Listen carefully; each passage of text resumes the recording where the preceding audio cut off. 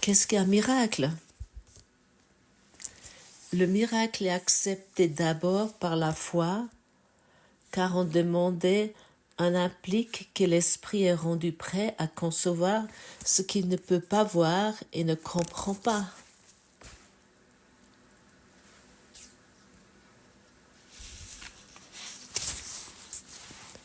Et nous avons besoin de la foi parce que nous avons besoin de cette foi parce que la vérité pour nous est finalement incroyable. Nous ne pouvons pas y croire. Nous avons besoin de la foi qui va au-delà de nos croyances auxquelles que nous nous sommes attachés jusqu'à présent pour surpasser cela. Qu'est-ce qu'est la foi? La foi est la confiance dans quelque chose. Oui, la confiance dans le Saint-Esprit, la confiance dans le Spirit, la confiance dans le soi intérieur, dans le Bouddha intérieur. Appelle cela comme tu désires. Parce que la compréhension va suivre si nous commençons à faire confiance. Nous nous prouvons qu'il y a quelque chose au-delà de notre façon limitée de penser, au-delà de nos limites. Pour moi, j'ai compris que la foi a beaucoup plus de sens que la quête vers des quelconques preuves, surtout parce que nous ne pouvons pas trouver des preuves jusque nous avons fait le chemin et que nous expérimentons nous-mêmes. D'abord pratiquer et ensuite comprendre. D'abord pardonner et ensuite comprendre. Et la compréhension absolue va arriver uniquement à la fin de notre voyage. Et c'est parce que la compréhension totale, la compréhension absolue vient de la vision absolue, de la conscience absolue. Mais si nous nous attaquons nous-mêmes ou nous jugeons sur nous-mêmes ou sur les autres, à ce moment-là, nous nous détachons de la foi. Nous nous détachons totalement. Et chaque phase dans ce voyage où nous nous trouvons, et ce qui est encore devant nous,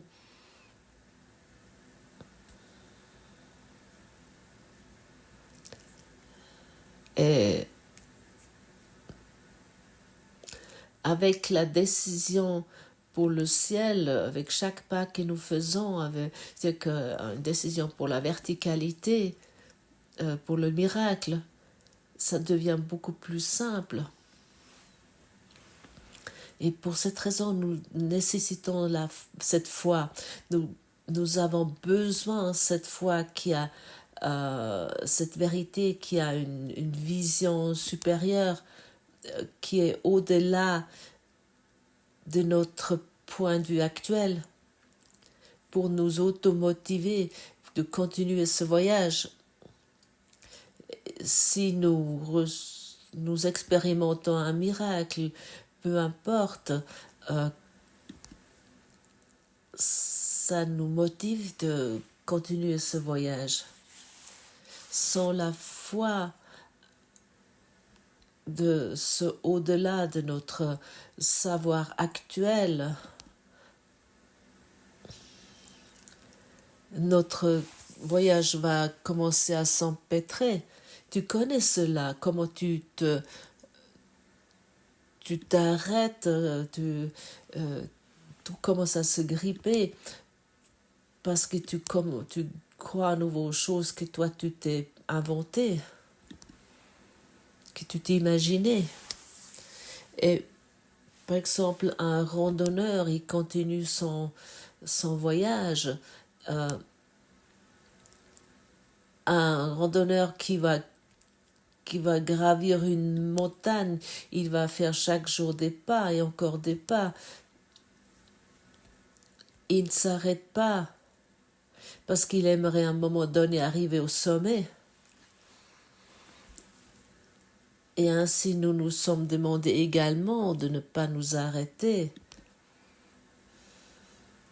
ne pas s'arrêter, de continuer. Et parfois, moi j'ai constaté cela pour moi lors de ce voyage, lors de ce voyage spirituel. J'ai constaté pour moi que je me trouvais comme sur un plateau. Je lis le cours au miracle, je regarde les leçons, je m'efforce de ne pas juger, même si parfois c'était des tentations lamentables. Longtemps, j'avais le sentiment, je n'avance pas.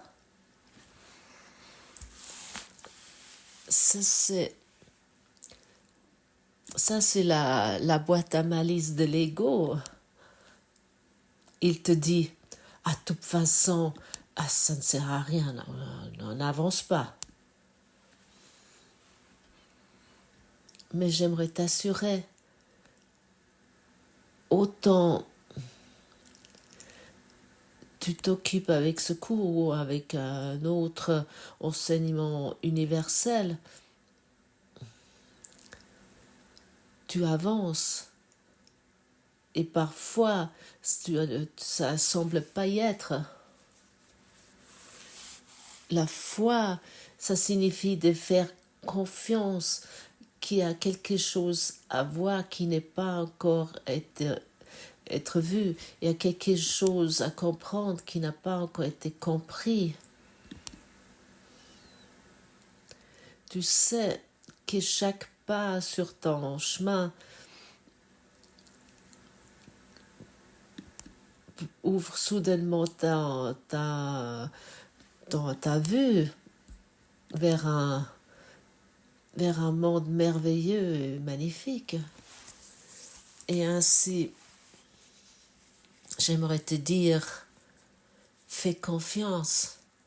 Reste dans cette foi que, au-delà de tes pensées, au-delà de ton intellect, au-delà de ton oasis de bien-être,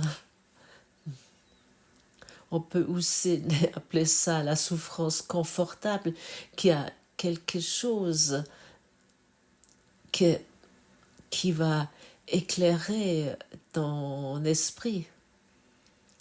C'est intéressant lorsque je mentionne ici la souffrance confortable. Et c'est toujours intéressant qu'il y a des personnes qui me contactent concernant cette mention de la souffrance confortable. Il y a certains, ils sont extrêmement reconnaissants parce que on les indique vers on leur fait découvrir leur souffrance confortable. Et puis il y a d'autres qui se sont qu'on a mis le pied dans la fourmière. Ils croient que je les accuse de quelque chose. Je parle ici de la souffrance confortable parce que je le connais aussi. Je parle ici des non-miettes de pain, comme Jésus le dit. Nous ne voulons plus nous alimenter des miettes de pain.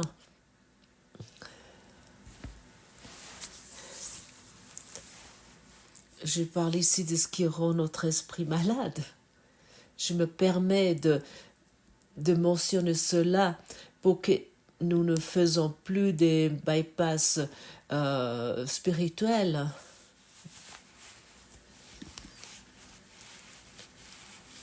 Pour que nous nous racontons plus quelque chose que nous expérimentons un éveil égotique, je, tous nos obstacles, toute notre de regarder enfin au moins une fois notre souffrance confortable et ensuite le déposer. Ça sont des formulations très utiles que tu trouves ici concernant cela. Si tu es prêt de faire le prochain pas, la souffrance confortable signifie, par exemple, aussi que nous sommes d'un côté sans cesse en train de juger, que nous poursuivons nos addictions, que nous préférons boire notre bouteille de bière ou nous consommons d'autres drogues, que nous préférons faire telle ou telle chose au lieu de se confronter avec le secours, c'est-à-dire qu'avec le contenu de ces leçons, comme par exemple hier avec cette merveilleuse prière, il ne s'agit pas de toi. Et encore un petit conseil ici. Tout ce qui est proposé ici est libre. Il n'y a aucune obligation. Personne ne te force de t'écouter ici. Regarde plutôt ce qui t'agace, qu'est-ce que ça déclenche en toi. Regarde plutôt ce qui empêche ton voyage. Regarde plutôt ce qu'est-ce que t'as vu empêche qui te refuse cet amour. Il s'agit de ça seulement. Pour cette raison, cette invitation, et je parle toujours ici de notre salle de classe d'amour, où je me trouve également comme toi. J'ai accepté un autre rôle dans cette salle de classe, mais je ne suis pas celui qui est devant vous et qui dit venez, venez. Moi, j'ai tout compris. J'emprunte ce voyage, ce chemin exactement la même façon que toi.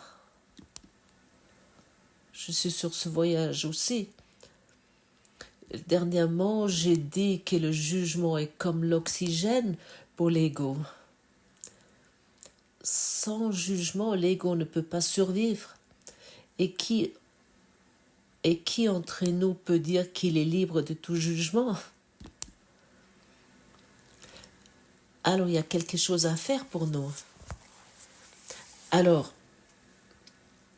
il y a quelque chose qui n'est pas encore réglé, pas encore clarifié en nous, qui n'est pas encore guéri en nous.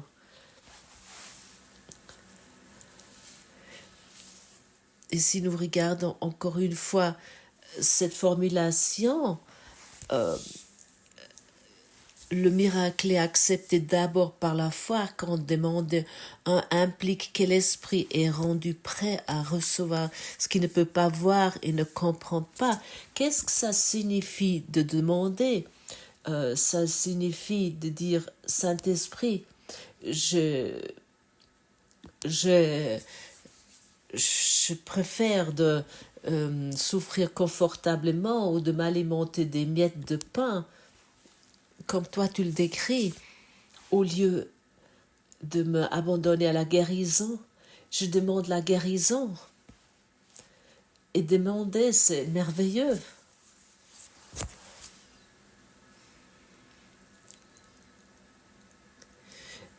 Et pendant tout mon voyage spirituel, chaque fois que je demandais un miracle, lorsque je demandais un prochain pas que je voulais connaître, lorsque j'ai fait cela,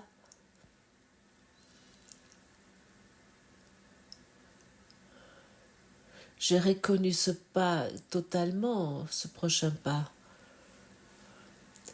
Et naturellement,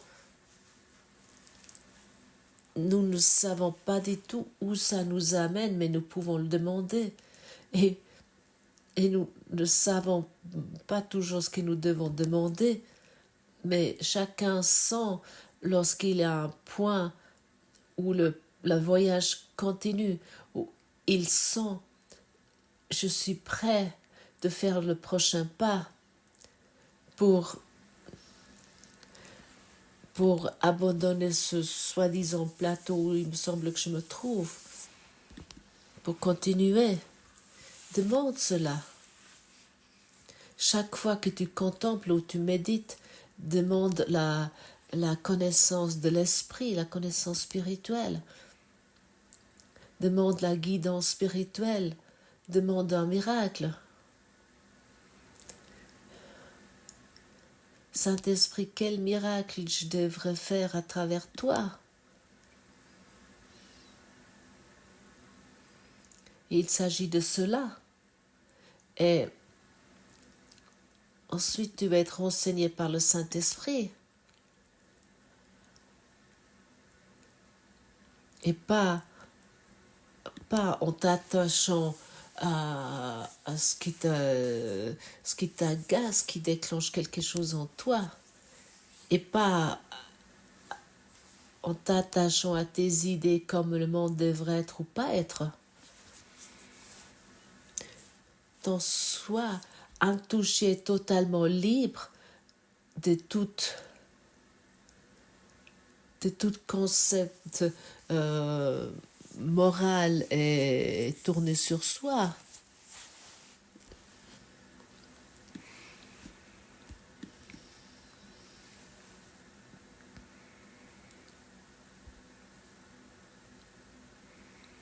Et parfois, dans la purification où nous nous trouvons, semble parfois nous surmener, nous surpasser. Et souvent nous sommes effrayés et puis nous nous disons ah non, ça c'est trop, je ne vais pas supporter. Beaucoup d'élèves du cours, lors de ce voyage, que tout leur entourage change. Parfois, les familles ne savent plus quoi faire avec toi. Il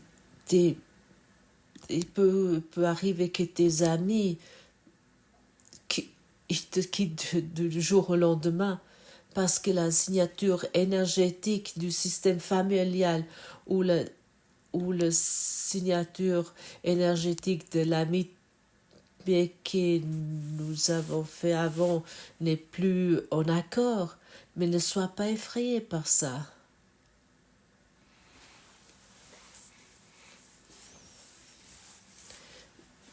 Tu vas rentrer en contact, en relation avec des nouveaux frères et sœurs où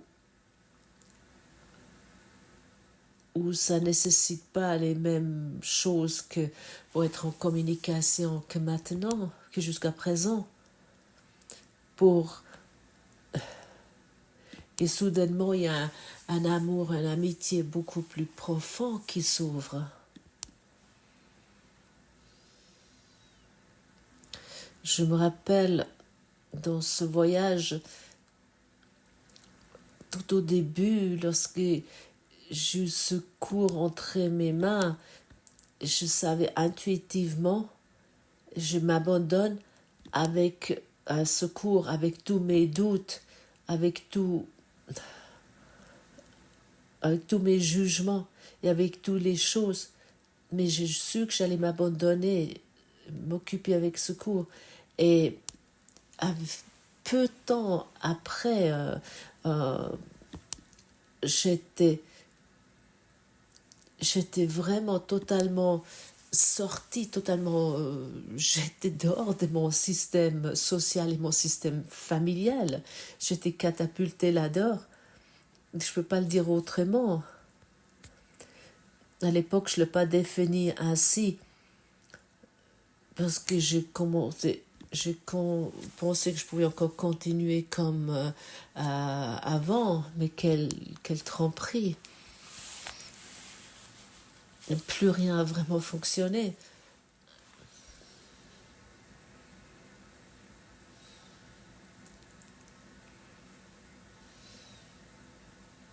Et pourquoi dans cette phase j'ai tellement souffert?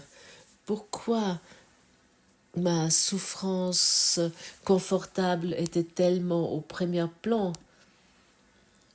Parce que j'ai maintenu encore à mon ancien monde, si on peut dire ça ainsi, à mes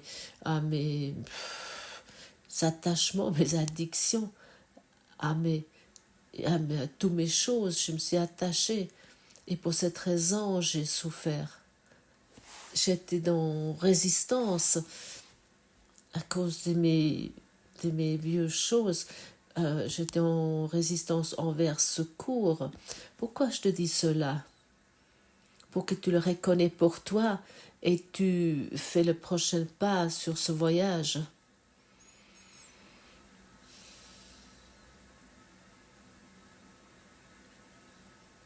J'ai vraiment l'impression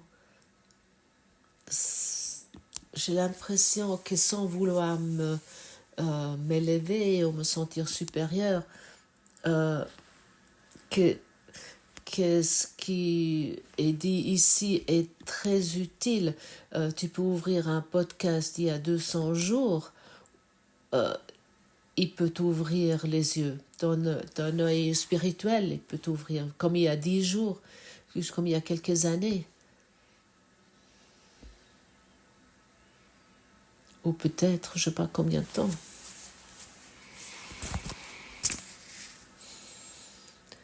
Chaque podcast qui t'est proposé ici peut te soutenir d'abandonner tes problèmes. Parce que tu n'as plus besoin de répéter les mêmes erreurs que moi j'ai fait. Et comme déjà dit, je me permets de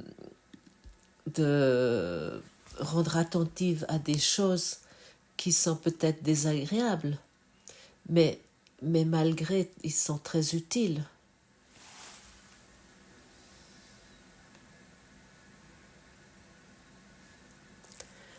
Lorsque je m'assois le matin, ici, je sais que je suis préparée à ce qu'il y a à dire ici, mais je me note rien du tout, hein. J'ai pas de notes. Je prends j'ai mon micro et puis mon vieux smartphone enregistre cela et ainsi ça est transmis dans le monde. Et je suis absolument sûre et je suis absolument en confiance et dans une foi absolue que cela se passe à travers le Saint-Esprit. Comment je pourrais faire cela autrement chaque jour? Comment autrement chaque jour cela sera proposé ici totalement désintéressé? Comment autrement cela pourrait être proposé pour toi et pour moi, pour nous tous? C'est pour nous tous. Et je sais que chaque fois, je demande le Saint-Esprit, guide-moi, ça va être fait.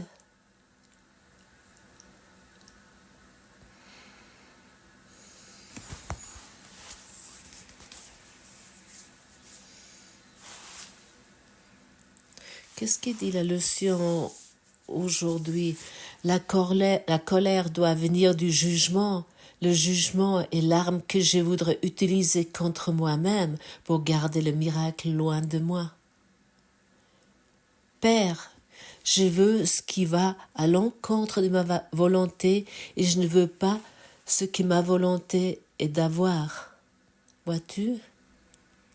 Ça, c'est notre souffrance confortable et paresseuse. J'aimerais avoir quelque chose qui est contre ma volonté, parce que c'est ça que je connais, parce que c'est ça que je déroule chaque jour. J'ai peur des erreurs, j'ai peur de reconnaître quelque chose qui pourrait peut-être me basculer d'une façon qui m'est peut-être désagréable. Je crois ma souffrance confortable et utile et plus utile que d'emprunter ce chemin. Redresse mon esprit, mon Père, il est malade. Ici, nous dit Jésus clairement, notre esprit est malade. C'est écrit dans ce courant miracle. Et je vis ce courant miracle et rien d'autre. Et je communique cela. Et alors tu dois au moins une fois supporter de reconnaître, oui, mon esprit est malade. Et de peut-être descendu de ton piédestal égotique, qui est qu'une illusion, finalement, où tu crois soi-disant savoir ce qui est juste et ce qui est faux. Et ici, est souvent dit que tu ne sais rien. Et ça, après 10 ans d'études de cours, on devrait au moins l'avoir accepté. Ce petit pas, on devrait au moins une fois le faire, de reconnaître je n'ai aucune idée. Mais si quelque chose me convient pas, je poste ça partout, tac, un commentaire. Voilà, ça va être posté, ça va être écrit.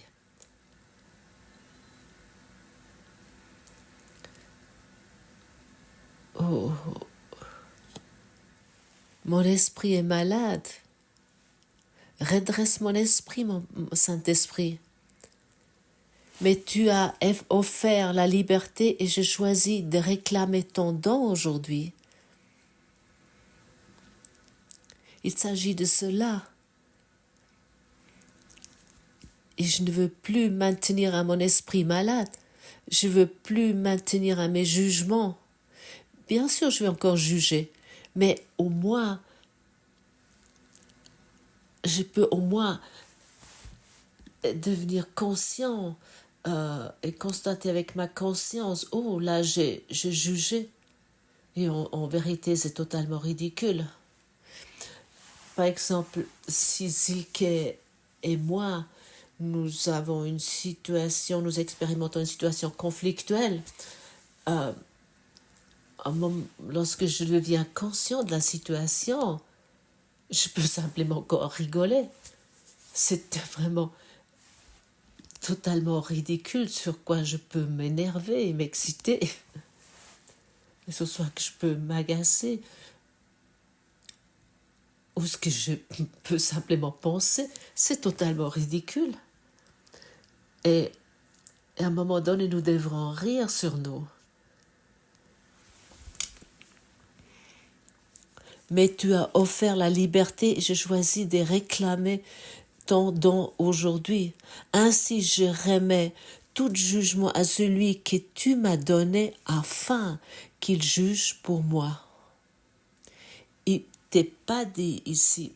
Bien sûr, il y a l'invitation de ne pas juger, mais si je juge et dis ici, ne sois au moins conscient et donne ce jugement à ton enseignant intérieur, donne tout ce qui t'agace, tout ce qui déclenche quelque chose en toi à ton enseignant intérieur. Ça signifie simplement de fermer sa gueule, d'être simplement être une fois calme et d'être silencieux et d'aller dans l'intérieur et de se poser la question où je suis encore, se poser la question où je suis encore malade, dans quel trouble mental j'aimerais encore mettre à l'extérieur pour simplement pas le reconnaître à quel point moi je suis troublée. Quel jugement, quelle culpabilité j'aimerais encore mettre à l'extérieur sans vouloir reconnaître que cette culpabilité est en moi. Quelles accusations j'aimerais encore donner au monde pour simplement me raconter que moi tout va bien, que moi j'ai tout pigé. Tu n'as aucune idée.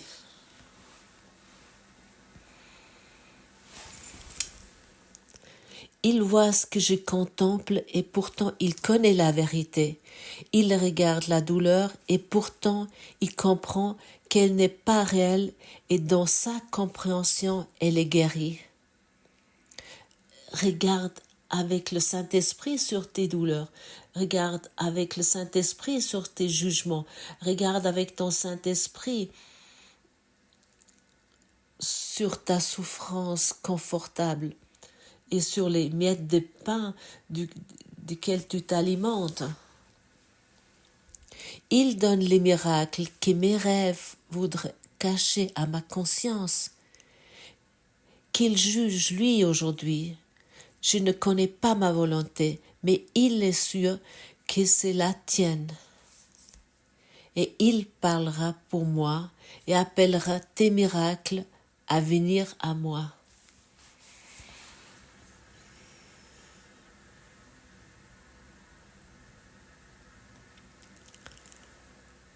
Aujourd'hui, nous voulons y croire que c'est exactement ainsi, que ça se passe exactement ainsi.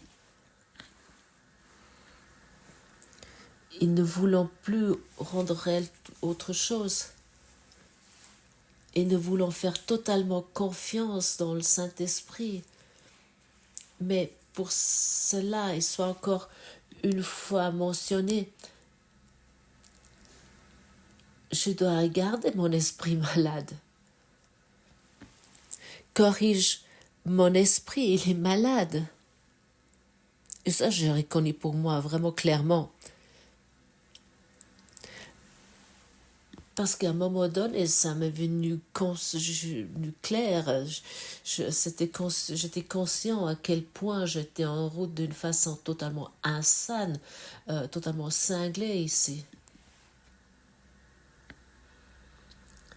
J'ai dû reconnaître que mon esprit était malade. Et ainsi, regarde maintenant chez toi.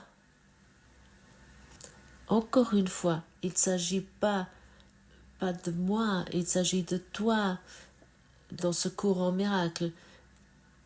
Il ne s'agit pas de mon monde, mais il s'agit de ton monde dans ce cours en miracle. Quand t'aimerais enfin comprendre cela?